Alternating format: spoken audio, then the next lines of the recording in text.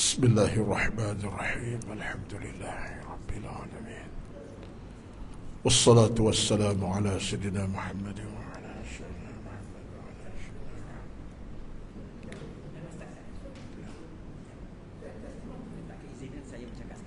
Muhammad. Okey.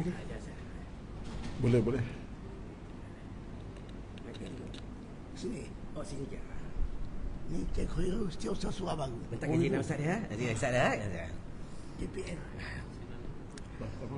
Bismillahirrahmanirrahim. Assalamualaikum warahmatullahi taala wabarakatuh. Yang dihormati, yang berbahagia Ustaz Dr. Haji Taqiyuddin selaku pengerusi Surau Al-Husna, Jawatan Kuasa Surau Al-Husna, yang dihormati Ustaz Roslan yang pagi-pagi ini bersama dengan kita untuk kuliah 2 pada pagi ini. Sebenarnya kita ada ramai di belakang tu Ustaz sedang adakan mendengar kita punya ceramah secara langsung pagi ini. Jadi untuk pagi ini sedikit mukadimah yang ingin kita sampaikan kepada para hadirin jemaah semua. Sebenarnya kita telah bersama yang berbahagia Ustaz Roslan sejak Disember 2016. Pada hari ini tempoh Ustaz bersama dengan kita menyebar ilmu, berkongsi ilmu yang banyak kita jadikan amalan kehidupan kita, hampir 7 tahun 1 bulan. 7 tahun 1 bulan, satu tempoh yang panjang. Kita yakin banyak ilmu yang telah disampaikan menjadi amalan dalam kehidupan kita seharian. InsyaAllah. Terima kasih Ustaz. Dan kita dimaklumkan hari ini merupakan kuliah Ustaz yang terakhir secara berkala.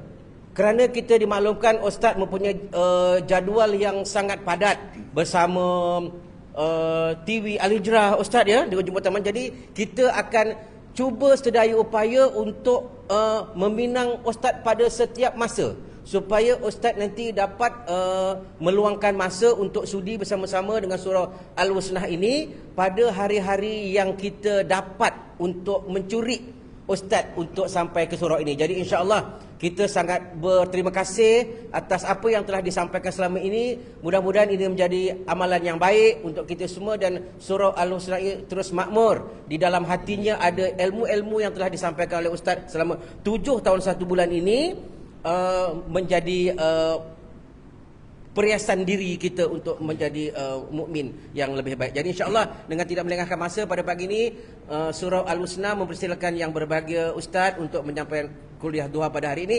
Kita hayatilah ini kuliah yang disampaikan oleh Ustaz. Moga kita dapat meluangkan masa, mata dan telinga pada hari ini untuk menikmati, menghayati apa yang disampaikan oleh Ustaz. Majlis dengan segala hormatnya mempersilakan. Okey, terima kasih. Assalamualaikum warahmatullahi wabarakatuh.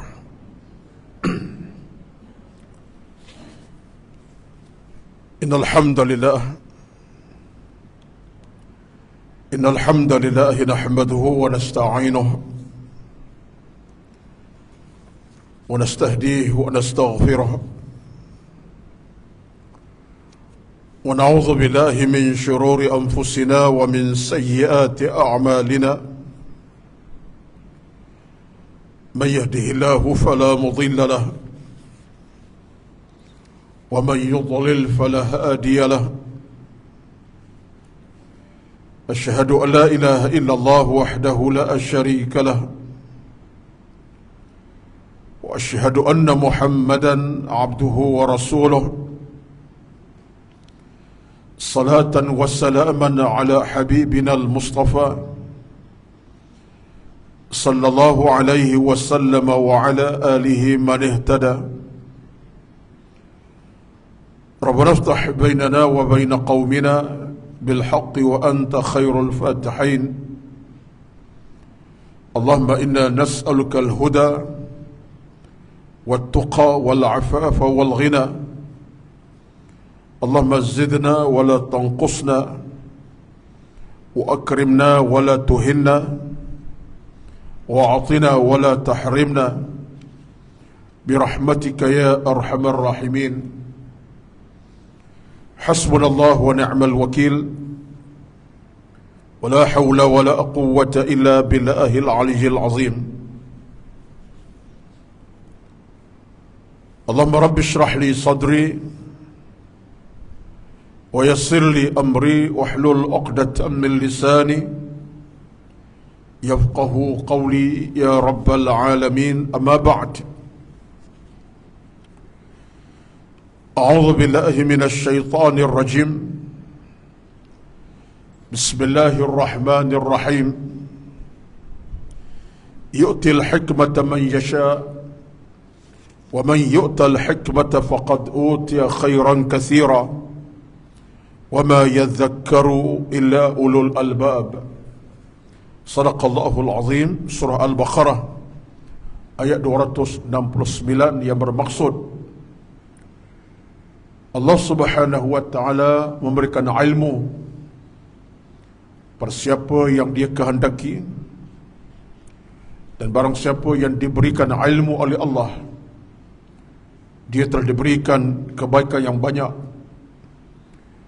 Dan tidaklah orang yang ingat kepada Allah melainkan orang yang berakal, orang cerdik, yang bijak. Sadaqallahul Azim. Surah Al-Baqarah ayat 269. Kasih berbahagia Al-Fadhil Tuan Susaha Surau Al-Husna, Al-Fadhil yang dihormati Ustaz Haji Taqidin selaku pengurus Surau Al-Husna dan Kuasa Surau dan seterusnya, yang dikasihi dan dihormati para jamaah duha yang saya sayangi, yang saya hormati. Mudah-mudahan Allah Subhanahu wa Ta'ala sentiasa berikan kita kelapangan masa, kekuatan hati dan jiwa untuk terus kita melekat dengan kuliah-kuliah yang sebegini. Bukan saja kuliah duha, bahkan setiap pengajian yang diadakan di surau yang penuh kerahmatan ini, keberkatan ini, kerana kita yakin dan kita percaya sampai bila-bila bahawa ilmu adalah merupakan nadi jantung utama kita. Tak dapat tidak, hidup ini mesti diilmukan dengan pengajian-pengajian yang tidak pernah putus. Kerana tanpa ilmu, tuan-tuan, kita akan menempuh kejahilan. Pasangannya macam itulah. Tak ada ilmu, jahil. Bila jahil, jahat. Bila jahat, banyak maksiat. Itu dia punya saluran dia dah. Dengan ilmu, kita akan beriman. Dan bila kita beriman, kita selamat. Itu jalan dia, itu jalur dia. Betullah sampai bila-bila kita tak akan boleh menyatakan tak ada ilmu pun baik, tak. Orang yang baik dengan tanpa ilmu ni tuan-tuan, dia jadi baik bukan kerana ilmu, tapi kerana mungkin faktor semasa dia. Jadi dia tak menipu orang, tak bercakap bohong, tak deki orang. Baiklah dia. Tetapi ilmu tak ada. Bila ilmu tak ada, mungkin akhlak dia pun sekadar itulah. Sembahyang tak jaga, mengaji tidak, masjid tak datang. Baik dia. Tak pernah pukul orang, tak kata orang, baik. Tapi dalam agama tak cukup. Dalam Islam tak cukup akhlak baik macam tu, tapi tak jaga solat, tak jaga ibadat, tak buat ibadat, tak ke masjid, tak cukup. Islam nak ilmu itu teras kepada semua kebaikan kita. Anda tak menipu kerana anda ada ilmu. Awak tak kata ke orang sebab awak belajar agama. Awak tak dusta bohong sebab awak ada ilmu di hati anda. Baru betul. Betullah kata Ali bin Abi Talib radhiyallahu anhu, kata An Talib, dia kata apa? Innamal ilmu rasul amali. Ini kata-kata sahabat Nabi ni. Innamal ilmu rasul amal. Ilmu kepala semua amalan kita. Kepala. Jadi kita baik ke, kita jenis orang bersikap baik ke, akhlak mulia ke, tak kata ke orang tak ada, kerana kita berilmu. Yang keduanya, seorang manusia baik macam mana pun dalam hidup, ilmu tak ada, dia tak akan boleh kekal baiknya. Tak kekal baik. Mula-mula okey lah. Tapi satu hari, satu masa, syaitan akan goda dia. Kamu dah baik sangat tu. Tipulah sikit, contohnya. Dia mula dah. Sebab ilmu, bila tidak ada, kosong jiwa kita. Ini saya tekankan sangat sebab itulah di antara wahana utama kita dalam beragama. Dan saya suka sangat sebut sebab itulah yang disebutkan Imam Al-Ghazali rahmatullah. Saya pegang sangat bab ilmu sebab itu kata-kata ulama yang mu'tabar. Wal ilmu nafi' ma yazidu fi khawfika min Allah Ta'ala. Ilmu yang bermanfaat bertambah takut kita kepada Allah. Itu kata Imam Al-Ghazali. Wa yazidu fi basiratika bi'uyubi nafsika. Ilmu bila masuk dalam hati kita akan mengenalkan kita tentang apa kelemahan kita, keaiban kita. Kedudukan kita dalam agama macam mana, buruk ke baik. Ilmu lah mengajar kita. Wa yazidu fi ma'rifatika bi'ibadati rabbika azza wa jalla. Ilmu menambahkan kita punya ibadat pada Allah ni makin konsisten, makin nak mengaji. Contohnya datang duha, datang kuliah maghrib, datang lagi kuliah subuh. Sebab apa? Ilmu dah tu. Bertambah-tambah kita punya nikmat beribadat tu. Sembahyang sunat tak cukup 2 rakaat, tambah 4. Contohnya, kerana ilmu tak cukup sembahyang 4, tambah 6 lagi. Sebab apa? Kekuatan datang daripada ilmu. Wa yuqallilu min gharbatika fid dunya. Dengan ilmu boleh mengurangkan tahap cinta kepada dunia yang melampau. Tahapnya kita boleh mengurangkan dengan ilmu, dikendurkan sikit. Bukan cinta dunia salah, tapi ilmu mengendurkan. Dia fahamkan kita halal haram dosa pahala. Ilmu lah. Wa yazidu fi raghabatika fil akhirati. Ilmu jadikan kita lebih bersungguh pada akhirat. Kita lebih cenderung bersungguh pada akhirat kerana ilmu. Macam tadilah, sembahyang sunat 2 rakaat, tambah lagi lah ni. Baca Quran 2 muka surat, tambah 1 surah lagi. Sebab kita lebih cenderung untuk buat kebaikan yang banyak kepada Allah Azza wa Jalla. Dan kata Imam Ghazali lagi, wa yaftahu basirataka bi afati a'malika hatta tahtaraza minha. Dan kata Imam Ghazali, dengan ilmu juga dia akan buka mata hati kita.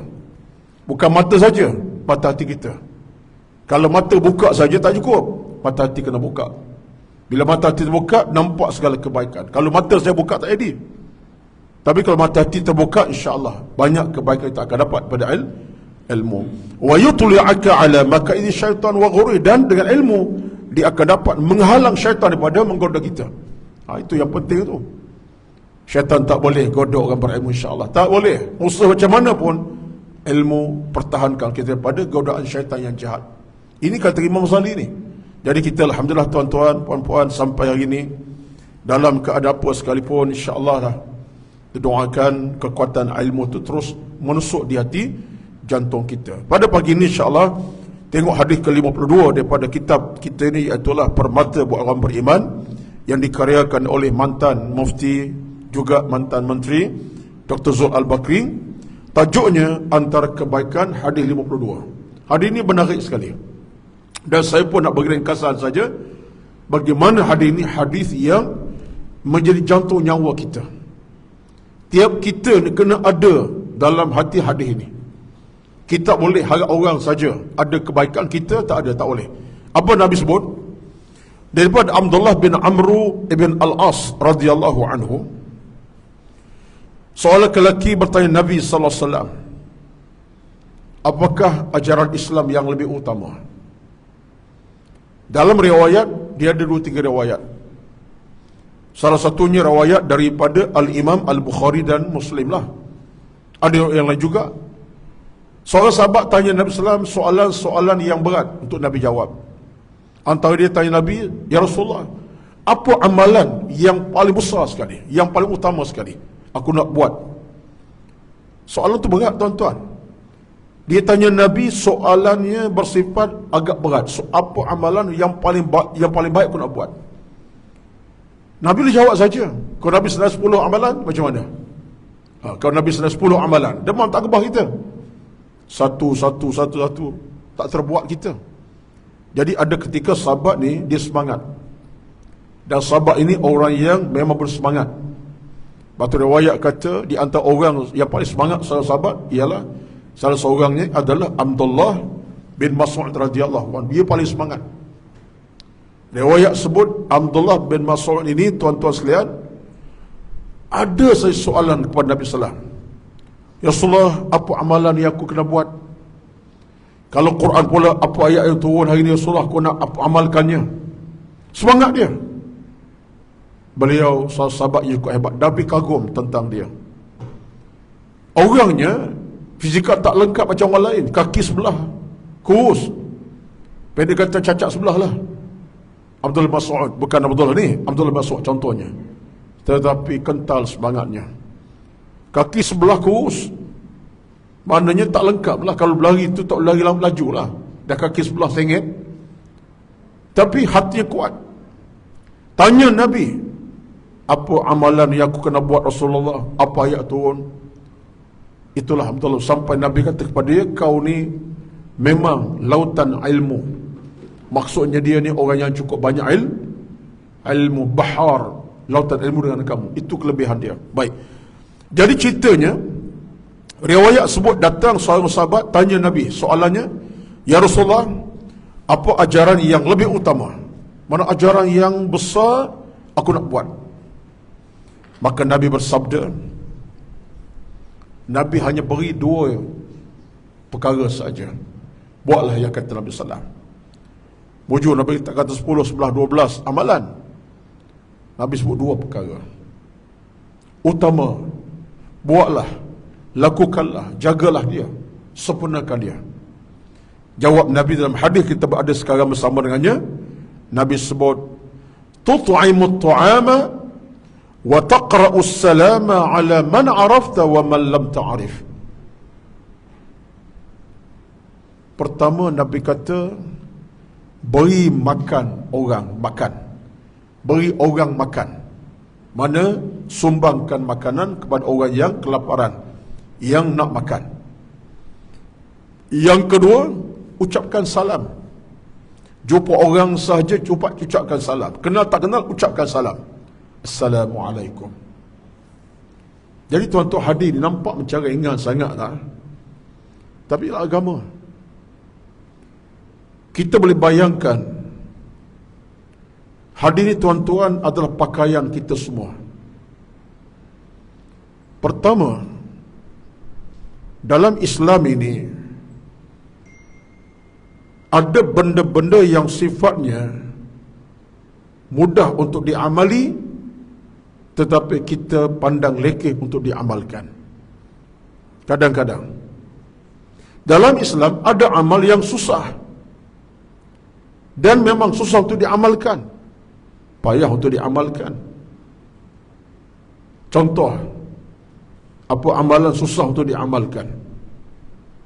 Ada hadis Nabi sebut, alaikum biqiyamil laili, kamu kena bangun tahajud. Fa innahu da'bus salat, itu amal orang salah. Benda tu mudah tu. Mudahlah bagi jemaah surah Al-Husna. Contohnya SU kita mudahlah tu, beres saat. Tetapi bila sebut qiyamul lail, tahajud, belum subuh dah bangun, sejam belum subuh contohnya, siapa yang berani kata alah mudah sangat? Mudahlah, mudah. Subuh pukul 7.30. Dan tak terbangun subuh tu. Contohnya. Maksud ada amalan yang berat, tak termampu kita. Ada amalan yang kita syukur banyak Nabi sebut satu benda, tidak mudah, tidak susah kita nak amalkan. Contohnya inilah dia. Lepas Nabi SAW dia beri jawapan tuan-tuan, mengikut satu keadaan selayaknya untuk diberi jawapan. Banyak hadis macam tu. Datang sahabat Nabi tanya Rasulullah, ya Rasul, apa amalan yang utama? Sahabat yang bertanya ini jenis orang yang dengan mak ayah payah berkira, payah taat pada mak ayah, berkasar. Nabi tengok sahabat datang tanya amal utama, Nabi kata apa? Birrul walid, buat baik pada mak ayah. Sebab Nabi tahu kelemahan dia dengan mak ayah tak berapa nak jaga. Buat baik dengan mak ayah. Nabi ni cerdik tuan-tuan. Dia beri satu jawapan yang menepati kehendak semasa masyarakat yang bertanya, orang bertanya. Dan benda itu merubah manusia. Dan sahabat yang tanya tadi, Nabi sebut buat baik mak ayah, dia berubah kemudian. Rupa-rupanya Nabi jawapan yang merubah dia. Dulu dengan mak ayah dia tak jaga sangat hubungan, berkasar, tak berapa nak tegur contohnya. Dengan jawapan itu dia mula jadi orang baik. Dengan mak ayah hormati. Ada sahabat Nabi datang tanya Nabi soalan amalan juga. Ya Rasul, amalan apa yang utama? Nabi kata apa? As-salatu ala waqtiha, sembahyang awal waktu. Nabi tak sentuh lain, Nabi kata sembahyang awal waktu. Sebab sahabat ini jenis yang bak sembahyang, dia tak sembahyang. Lewat-lewatkan sembahyang. Bukan tak sembahyang, dia sembahyang, tapi lengah-lengahkan sembahyang. Asar dekat maghrib, Zuhur dekat asar contohnya. Subuh harimau, bukan gajah dah, harimau dah. Ya. Pukul 6 suku subuh, pukul dia sembahyang 7 suku contohnya. Jadi sahabat ini jenis orang yang sembahyang tak jaga. Bukan tak sembahyang, lewat sembahyang. Nabi kata apa? As-salatu ala waqtiha, sembahyang awal waktu. Berubah dia. Sahabat dia tanya Nabi pula, ya Rasulullah, apa amalan utama untuk aku buat? Nabi kata apa? Al-jihadu fi sabilillah, berjuang di jalan Tuhan. Sahabat dia jadi penakut, jenis takut pegang senjata. Orang pegang dia tak pergi. Nabi beri semangat supaya berjuang sama. Jadi tuan-tuan, Nabi beri jawapan sesuai dengan situasi yang bertanya. Ini semua amal-amalan yang baik sebelaka tu. Cuma kita pada pagi ini hadirnya untuk kita, tuan-tuan sekalian, amalan yang mudah, yang sifat tapi kesannya besar. Apa kata Nabi? Yang pertama, amalan yang utama dalam agama ialah tut'imut ta'ama, beri makanan kepada orang. Alhamdulillah. Kita boleh rasa, tuan-tuan, di sebalik beri makan orang ni, paling tidak ada 3 benda kita akan dapat, insya-Allah. Kita panggil orang makan di rumah kita, anak yatim 10-20 orang contohnya, buat jamuan, tak berapa, tak banyak pun, sekali-sekala. Hulur makanan kepada orang masjid surau, tak acap pun, sekali-sekala. Keluarkan duit untuk tabung Ramadan pun samalah ni.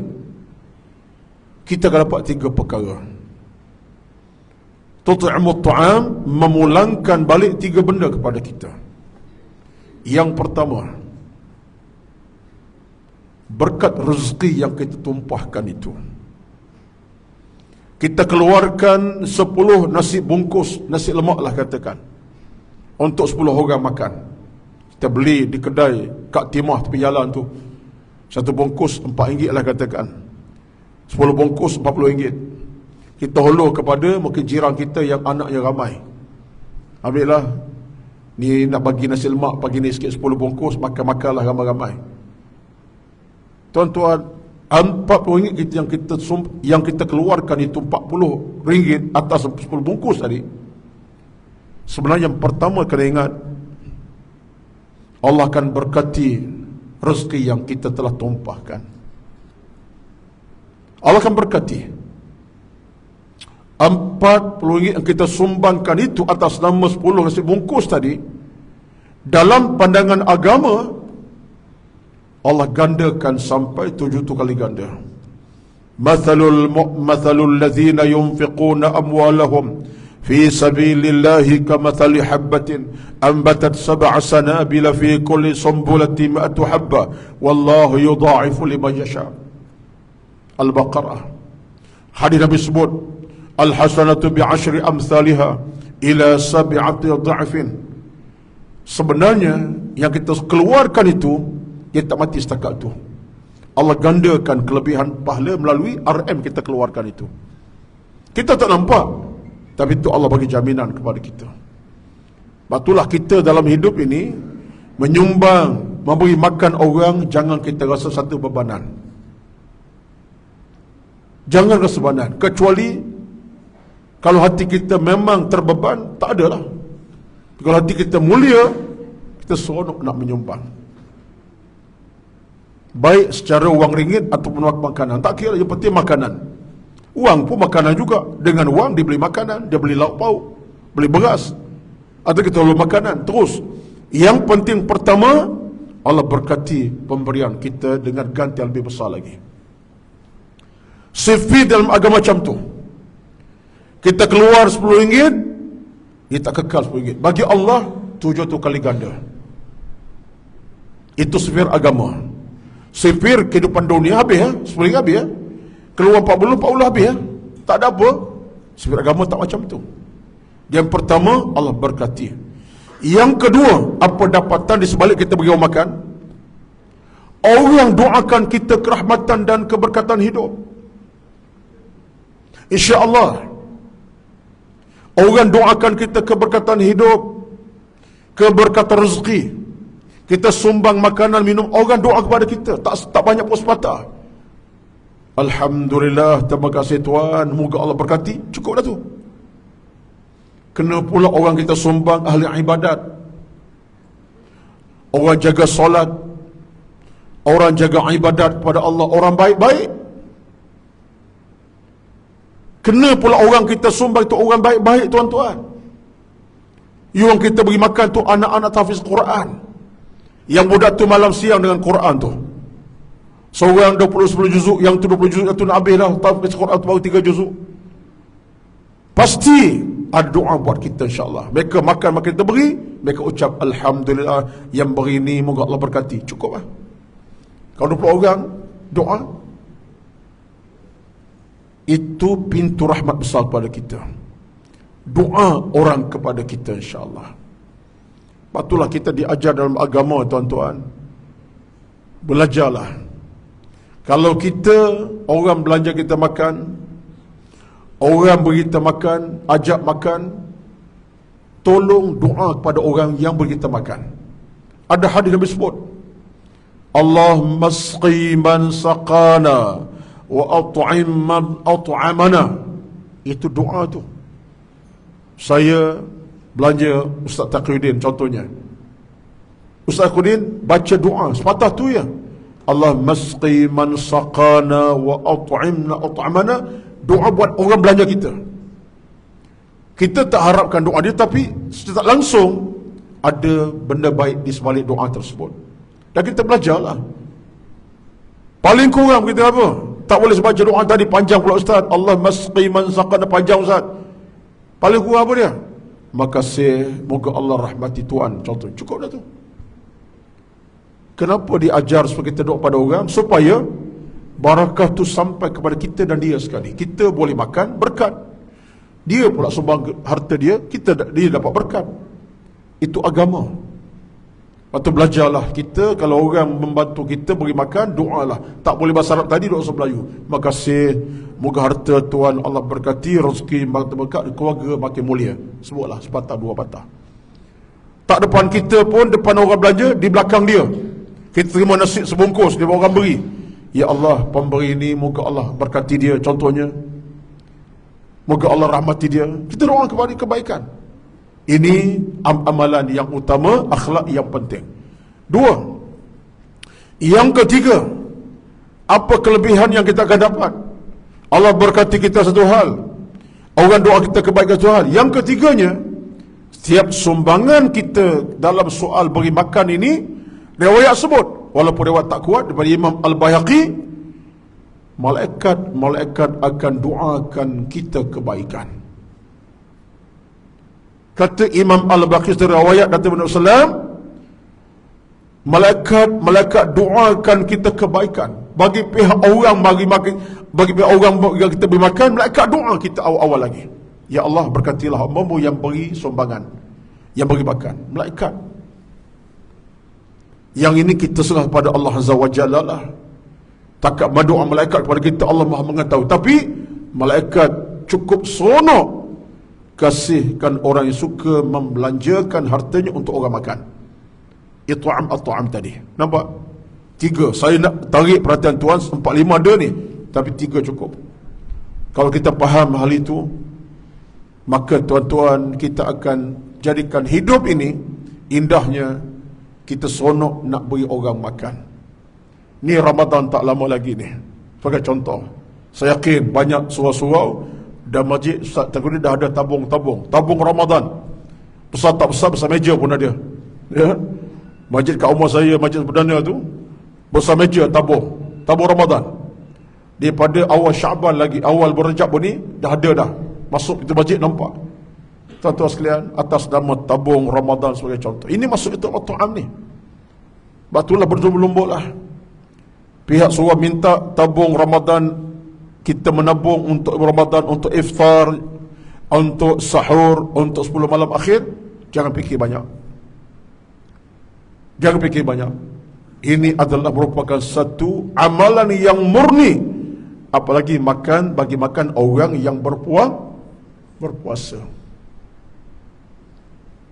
Ada orang tanya saya, soalan ni tanya dalam satu ceramah minggu lepas satu masjid, sebab tentang soal ini, Ustaz, mana afdal sebenarnya Ustaz? Bagi makan orang buka puasa, panggil dia makan, kita jamu dengan hidangan kita dah siap, dengan bagi duit kepada tabung surau masjid. Mana afdal? Ni tabung masjid kita hulus 10-20, entah-entah apa berlaku, dengan orang kita panggil jamu di rumah kita bagi makan buka puasa. Mana afdal? Saya kata jawapan mudah, afdal belaka. Tak afdal, kedekut tu saja. Jawapan saya mudah. Afdal belaka. Saudara nak panggil orang datang ke rumah buka puasa, hari ni 10 orang, besok 10 orang, lusa 1 orang, silakanlah. Kau ada masa. Tapi kita dunia semasa, tak ada masa macam tu. Tak ada masa nak panggil buka puasa di rumah kita pun sibuk. Balik pukul 6.30 dah. Nak masak macam mana? Nak layan orang lagi. Surau ada fasiliti yang terbaik. Apa dia? Surau boleh siapkan makanan untuk buka puasa 300-400 orang. Sumbanglah. Yang penting sumbang atas nama Ramadan iftar. InsyaAllah pahalanya tetap dapat semacam kita panggil orang di rumah kita makan. Jadi jangan fikir sangatlah, sebab ada orang yang dirasa macam tak seronok sebab tak tengok orang makan depan dia ketika buka puasa. Tak begitu hakikatnya. Surau dengan amanah, dia akan tunaikan hak tuan-tuan insya-Allah. Ini tabung Ramadan iftar jama'i untuk 200 orang sekali makan. Tabungkanlah 100, 1000, 2000 dalam sebulan kita nak bagi sekaligus, nak bagi sikit. Itu semua adalah masuk dalam Tut'im at-ta'am, beri makan orang yang perlu pemakanan. Ini semua benda-benda yang besar tuan-tuan. Sehingga Sayyidina Uthman bin Affan Umar bin Khattab radhiyallahu pernah berkata, dia kata di antara benda aku paling rasai dalam hidup ini, aku paling rasa nikmatnya. Siapa kata Umar yang kata demikian? Antara satu nikmat aku paling rasa dalam hidup ialah bila mana aku pernah berlumba dengan Abu Bakar bagi makan orang miskin. Aku rasa nikmat berlumba dengan Abu Bakar. Pernah satu masa dia berlumba Abu Bakar. Berlumba macam mana? Masa berebut nak bagi makan orang fakir miskin. Berebut. Riwayat ni walaupun bukan riwayat daripada cerita hadis Bukhari Muslim, tapi boleh terima riwayat itu. Akhlak para sahabat Nabi. Pernah satu ketika Abu Bakar radhiyallahu anhu, kerja dia tiap hari dia akan cari mana rumah-rumah orang miskin Madinah. Dia akan hulurkan, bukan besar mana dia hulur, buat tamar dengan air je. Zaman tu lah, bukan nasi biryani dengan kambing lamshang, bukan. Ya. Sekarang buat tamar je dengan air kosong. Dia hulur. Itu Abu Bakar radhiyallahu. Dia sebelum dia keluar daripada belum dia keluar ke masjid berjemaah, dia akan bawa makanan, dia letak di pintu-pintu rumah orang miskin Madinah. Ini akhlak Abu Bakar. Sebab dia nak orang miskin bila bangun tidur daripada tidur saya sambil beribadat, ada makanan menanti. Nampak tak? Orang miskin ni bangun pada tidur, awal pagi nak ke masjid ke mana, ada makanan menanti. Tengok-tengok buah tamar ada, boleh makan untuk dia anak-anak. Abu Bakar macam tu. Hal kata Umar, aku puati Abu Bakar buat macam tu, aku buat juga. Dia puati Abu Bakar buat, dia buat juga. Dia tak cari rumah yang sama, dia cari pula rumah-rumah yang lain. Soal berlumba lah tu. Berlumba dengan maksud yang baik. Bukan hantam kawan ni sebelah. Kalau kita berlumba, hantam kawan dah kita. Lalu satu hari, aku keluar daripada rumah aku di awal pagi nak ke masjid, aku singgah. Aku nampak kelibat Abu Bakar di satu pintu rumah. Di satu pintu pun rumah tu Abu Bakar duduk tunggu. Aku tengok Abu Bakar, dah macam dia nak merompak ke menyamun. Itu saya tambah lah tu. Jangan betul ya. Abu Bakar menunggu satu pintu rumah, tak bergerak. Aku tengok dari jauh. Biasa tak bakal tak ya. Lalu aku tengok dari jauh, tiba-tiba ada orang buka pintu, seorang tua. Abu Bakar ambil makanan, suapkan. Tiba ke tengok ke rumah tu, datang buka pintu orang tua, dalam keadaan tua agaknya, macam tahu tapi tua. Abu Bakar dibuka pintu, Abu Bakar ambil buah tamar, dia suapkan dengan air sekali. Selesai bagi makan, baru Abu Bakar bergerak. Mana Abu Bakar ni bukan tak makanan, satu rumah tu dia suapkan. Boleh jadi orang tu uzur sangat agaknya. Orang tu uzur amat sangat, Abu Bakar suapkan. Baru dia pergi ke Masjid Nabawi untuk berjemaah. Aku puati. Lalu kata, oh ya, satu cerita sebab itu saya lupa tadi. Orang tu orang buta. Orang tu lemah, uzur, dia pula buta. Tak nampak ah? Abu Bakar suapkan makanan. Aku puati, dia kata. Abu Bakar tinggalkan. Aku kesukaan, aku nak buat macam Abu Bakar buat. Akhirnya esok pagi Abu Bakar tak ada kelibatnya, boleh jadi Abu Bakar tak pergi kebetulan, rezeki dia lah Umar ni. Aku pergi rumah yang sama. Maka aku ready. Bila orang tu buka pintu, orang tu macam dah tahu dah, ini waktu makanan menanti Abu Bakar datang. Dia orang tua yang agak buta, begitu sejarah buta. Kemudian Amma buta tu, kemudian tak ada kuatan nak berjalan ke masjid. Aku pun bila orang tu buka pintu, aku suap. Bila aku suap, orang tua tanya, ni siapa pula hari ni datang ni? Rupa-rupa cara Abu Bakar suap tak sama dengan Omar suap. Jadi boleh Abu Bakar tu agak perlahan, Omar kasar sikit agaknya. Jadi orang tua tanya, ni siapa pula datang pagi ni bagi aku makan ni? Bukan orang biasa ni. Dia faham cara Abu Bakar yang pernah suap dia dengan cara Omar yang mungkin tak sama. Omar kata, aku sahabat kepada orang pernah bagi kau makan, aku Omar. Kata orang tua tadi, sahabat kamu lebih lembut cara beri aku makan. Lebih lembut mana apa? Cara suapan tu lain agaknya. Mungkin dia potong dulu buah tamar, Omar bagi tonyok gitu, tak tahulah. Agak saya lah. Agak-agak je Omar bagi tolak je. Telan sendiri lah agaknya. Agak saya tu. Abu Bakar bagi dia potong, disuap sikit-sikit. Dia cerita tu, Omar terkejut.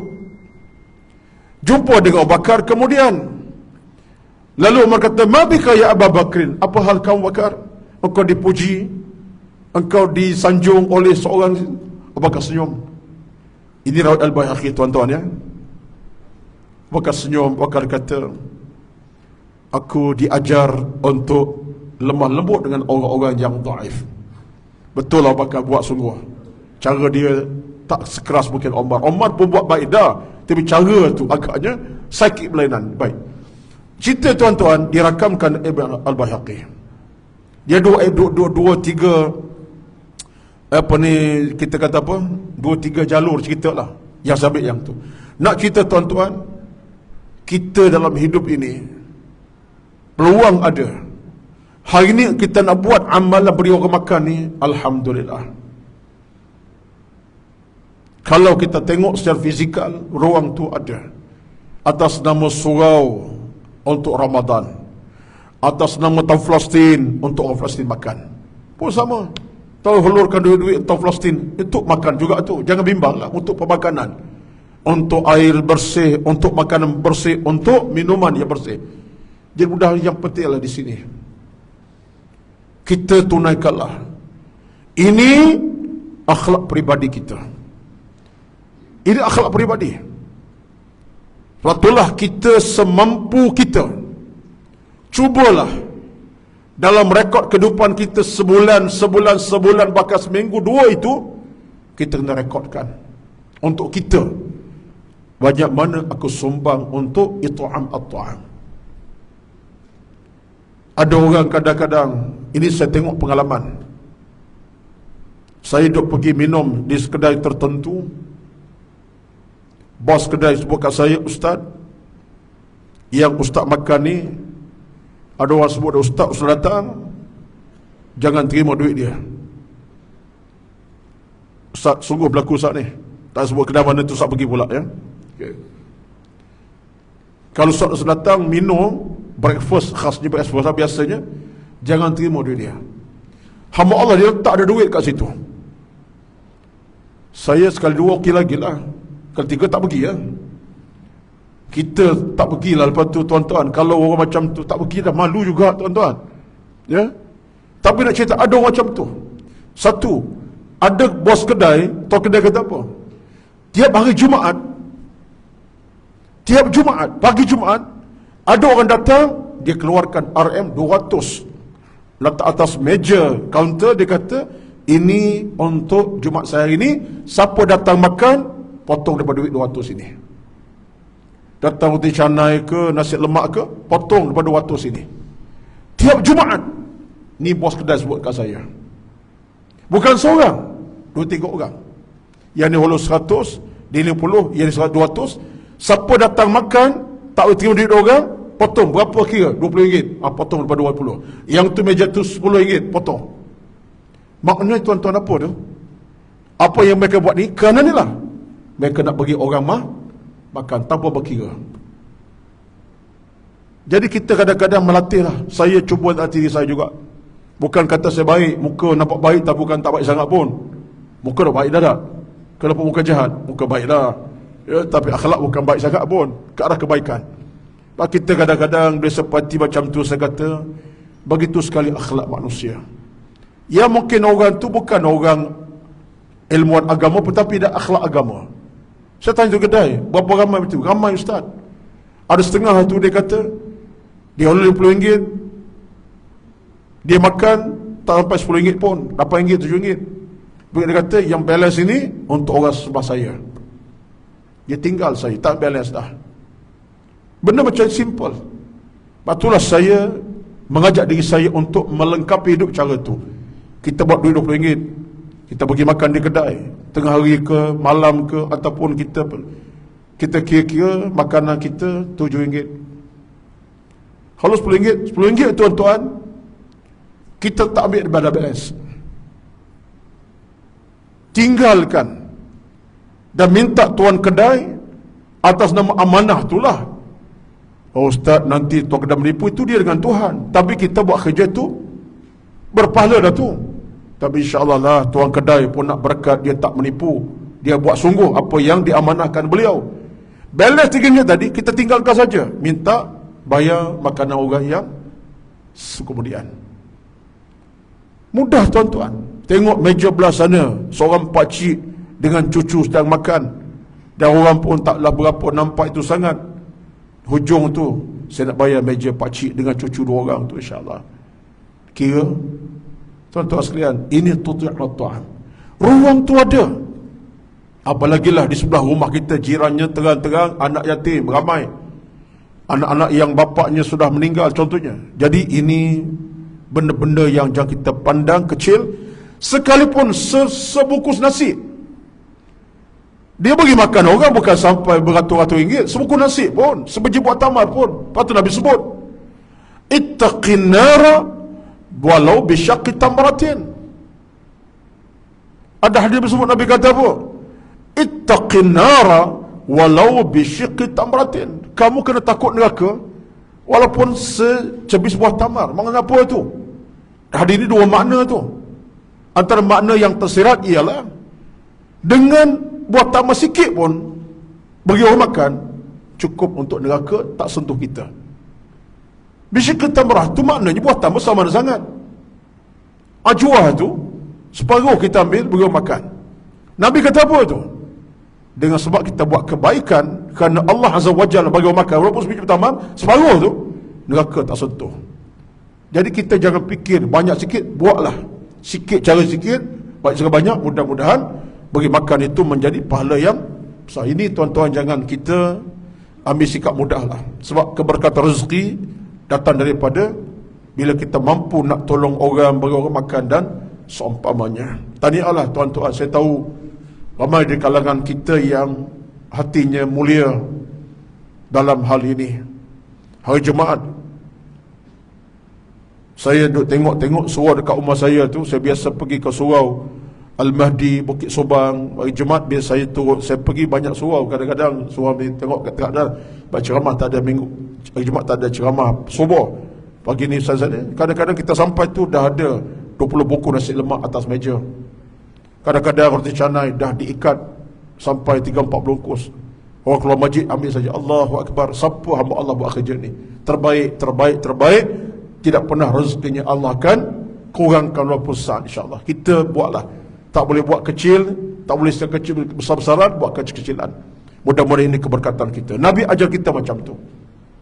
Kemudian yang keduanya, beri makan orang yang saleh pula, beri makan orang beriman pula, beri makan orang yang ahli ibadat pula, beri makan orang-orang yang fakir tapi beribadat kepada Allah, beri makan anak tahfiz Quran. Allahu Akbar tuan-tuan. Rezeki kita tidak akan Allah kurangkan walaupun seinci dengan izin. Yang kedua, Nabi sebut hadis ini, kebaikan kita kena sebarkan dan biar berada dalam hati jantung kita malam siang pagi petang. Apa dia?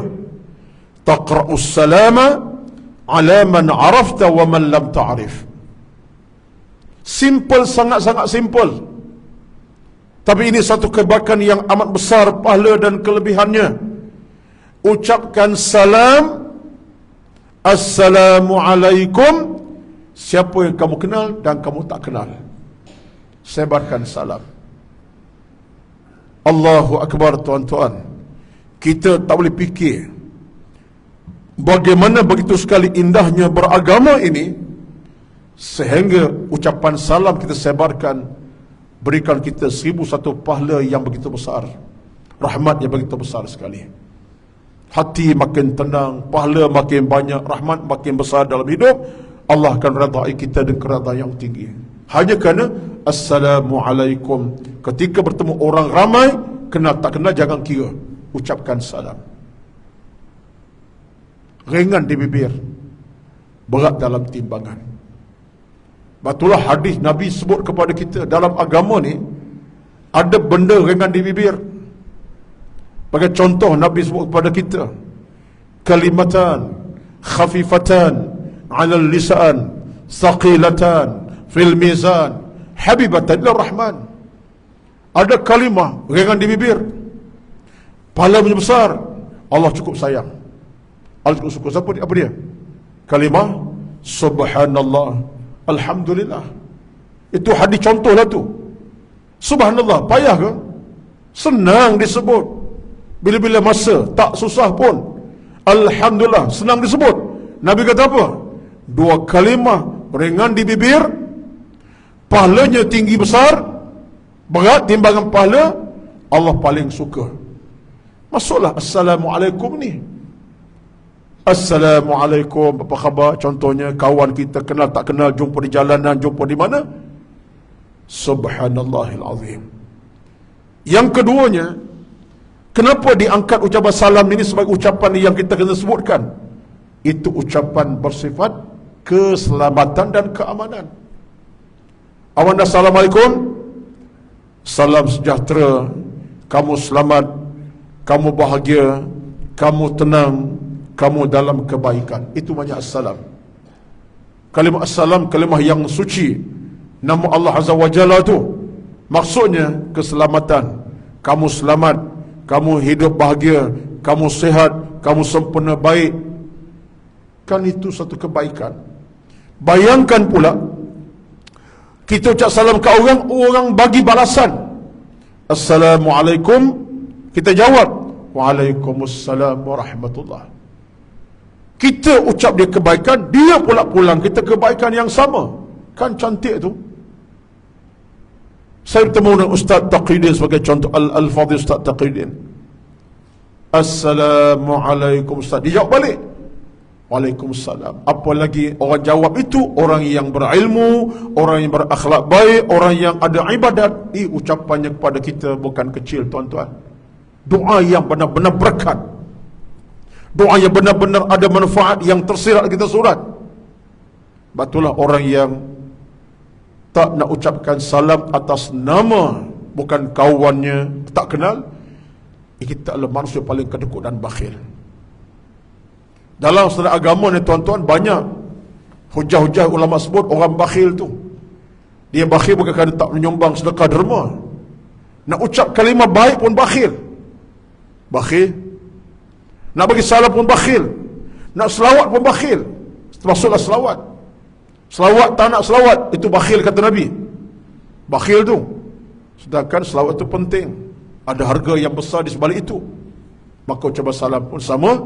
Jadi ucapan salam ini suatu rezeki yang akan memperkukuhkan hubungan keimanan kita kepada Allah dan hubungan kemanusiaan kita sama manusia.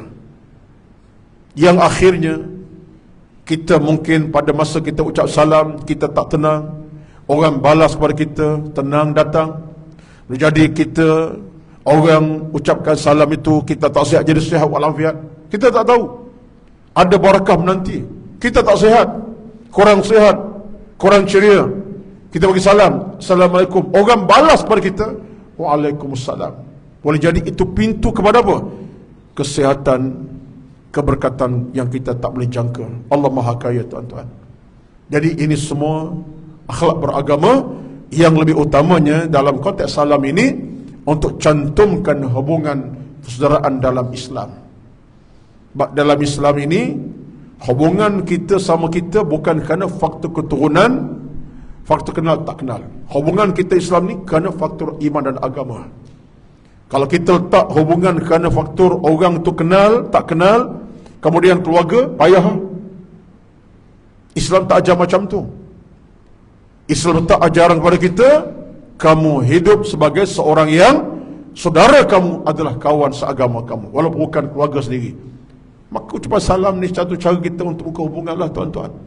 Jadi mudah-mudahan dalam kesempatan yang kita ada pada pagi ini dalam hadis 22 ini, walaupun hadis ringkas tapi padat sebenarnya, syarat dengan peringatan, menjadi amalan kita insya-Allah. Di sebaliknya banyak perkara kebaikan nanti kita tak nampak rahsianya. Sebab itulah kata Imam Al-Ghazali rahmatullah, al-asrar la tukhfa 'alal mu'mini, rahsia tak akan sembunyi pada orang beriman. Orang beriman tak akan sembunyi rahsia. Allah akan beri kebaikan. Tak nampak pun Allah nampakkan satu masa akan datang. Betullah kita ni rahsia kebaikan Islam ini, rahsia yang tidak pernah padam pada jiwa orang yang beragama, kerana Islam agama sentiasa mengajak kita kepada kebaikan demi kebaikan. Allahumma amin amin ya rabbal alamin. Itulah di antara bicara hadis kita pada pagi ini, hadis ke-52, dua amalan yang disebutkan Nabi sebagai amalan yang penting untuk menjadi kerja kita bersama. Beri makan kepada orang lain, tak boleh sikit banyak pun tak apa. Faham ke tu? Tak boleh bagi 10, bagi 100. Apa masalahnya? Tak boleh bagi nasi bungkus 10 bungkus, order 100 bungkus, lagi besar. Tak, maksud saya ialah sekadar kemampuan kita. Allah bukan kira soal kuantiti kita buat, kualiti amal kita. Sikit, cara sikit tapi ikhlas. Banyak ikhlas, alhamdulillah. Yang kedua, sebarkan salam. Jangan pula orang bagi salam, tengok termenung. Siapa ni? Tak kenal. Jawab dulu. Ini tak kenal siapa ni. Jawab dulu. Waalaikumsalam warahmatullahi. Cuba tak sebutlah tentang isu salam tadi kepada orang bukan Islam. Itu perbincangan panjang, tapi saya punya pandangan, pandangan saya, ucapan salam hatta kepada orang bukan Islam pun, pada saya kata boleh. Berdasar pandangan Al-Qardawi dan ramai ulama. Sebab apa? Kita bila ucap salam pada orang Islam, katalah ke non-Muslim, contoh bukan sekali salam, dia katalah dia ucap salam kepada saya, orang bukan Islam. Ini contoh yang mudah. Assalamualaikum Ustaz. Biasa tu saya masa duduk mengajar UM hari tu, banyak budak-budak non-Muslim yang kenal kita, jumpa Assalamualaikum. Saya jawab Waalaikumsalam. Bagi saya, jawapan yang saya beri untuk tujuan baik. Mudah-mudahan dia dapat hidayah, mudah-mudahan dia dapat rezeki ilmu yang baik untuk dia masa akan datang jadi orang baik. Tak ada masalah. Sebab itu saya berpandangan ucapan salam ini boleh kita balasi dengan tujuan baik, bukan nak main-main. Kecuali kalau dia main dengan kita, dia permainkan kita, tak boleh lah. Tapi kalau ada tujuan yang baik, itu ucapan yang bersifat ke arah keamanan, kesejahteraan. Kita tunjukkan Islam ni agama yang begitu positif. Jadi pandangan saya tidak salah untuk beri jawapan pada bukan Islam yang tujuannya adalah untuk kebaikan bersama. Mudah-mudahan dengan sebab salam kita sebarkan, dia akan berubah jadi orang yang baik. Tak tahu sehari di luar Islam kerana kita ucapkan salam. Ini secara positif bagi saya lah. Perbincangan panjang Pak saya dalam masyarakat kita ada hadapi. Itu saya ceramah di satu syarikat. Majoriti yang ada, bukan majoriti, hampir separuh daripadanya adalah bukan Islam. Tajuk saya tentang soal integriti. Satu syarikat dalam tempoh sebulan lepas, syarikat di Kuala Lumpur panggil saya ceramah 1 jam setengah, integriti. Integriti akhlak dalam Islam. Daripada yang hadir tak separuh pun, tapi 1/3 tu non-Muslim. Hindu ada, Buddha ada, tapi kerana syarikat minta hadir bersama, saya bagi salam, Assalamualaikum warahmatullahi. Yang seronoknya, yang angkat suara tinggi jawab tu yang Hindu Buddha, Waalaikumsalam. Orang Islam, Waalaikumsalam sekadarnya. Tuan-tuan, akhirnya kadang-kadang benda macam tu ada rahmat di sebalik. Islam ni agama rahmat. Sifat rahmat Islam tu besar. Jadi mudah-mudahan sama kita lebih aula lah. Kita dengan orang Islam jarang-jarang jumpa dalam nak hubungan Islam pun. Kita sama kita hari-hari jumpa ni, pagi petang malam siang. Mudah-mudahan mesej ilmu sampai untuk tuan-tuan pada pagi ini.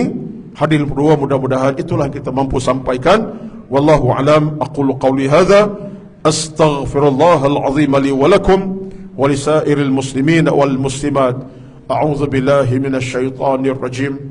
Bismillahirrahmanirrahim. Alhamdulillahi rabbil alamin. Wassalatu wassalamu ala sayyidina Muhammad wa ala alihi wa sahbihi ajma'in. Allahumma inna nas'aluka ridha'aka wal jannah wa na'udzu bika min sakhatika wan nar.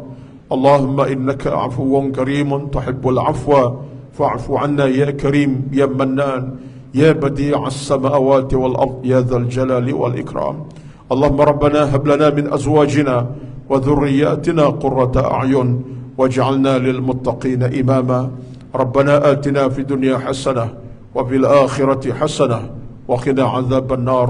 صلى الله على سيدنا محمد والحمد لله رب العالمين. تقبل الله منكم، تقبل يا كريم، والسلام عليكم ورحمة الله وبركاته.